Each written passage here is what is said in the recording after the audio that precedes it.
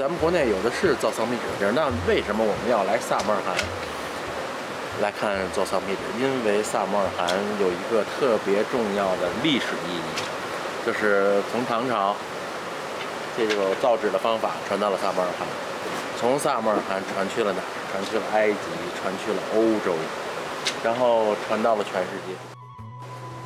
用桑树皮来造纸，起源于中国汉代，至今已有1800年的历史。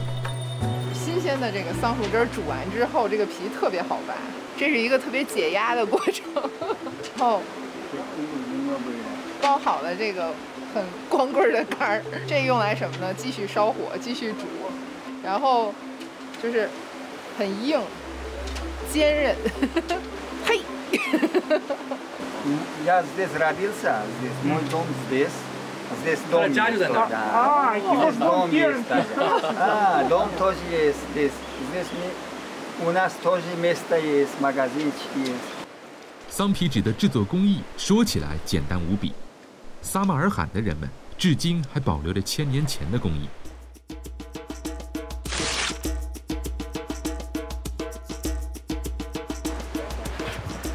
这是刚才剥下来的桑皮，然后用刀子把这个外面的表皮完全刮干净。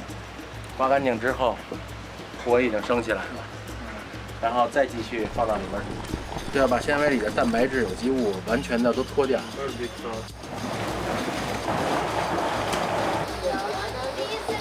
水车开始干活了啊！咱们去屋里看看屋里在干嘛。要把煮过的这些纤维在这儿捣碎，一直捣到8个小时，然后在这儿都捣碎了干嘛？这咱们就都明白了，捞纸。身为中国人不明白这个可不行。OK， 试试。你看啊，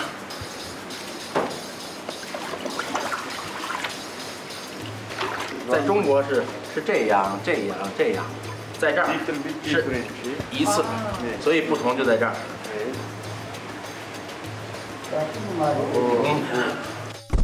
用石头压着它，压1天，把它基本上压干。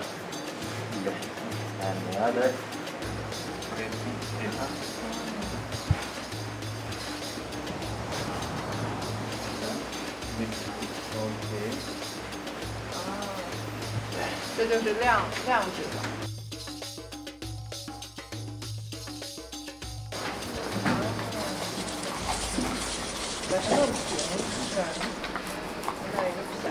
It's alright. 比塑料纸薄多了。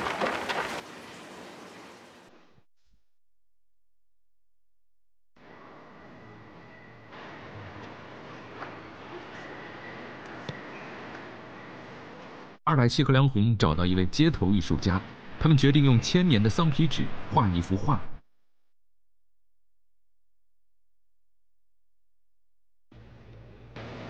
收好。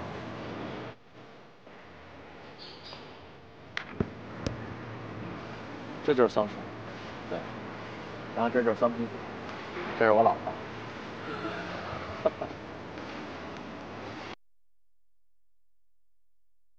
小狗。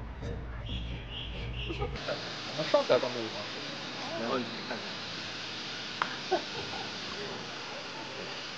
这一张是桑皮纸，应该能留存1000年。曾经文明交流的载体，再次见证了东西方文化的交融。村子里所有的人制作桑皮纸，制作手工艺品，并以此来吸引游客获取收入。世世代代的手工业，以另一种方式滋养着这个村落。我觉得他们这么做是特别成功的一点。我可以用自己的文化来养活自己，这多酷的事儿！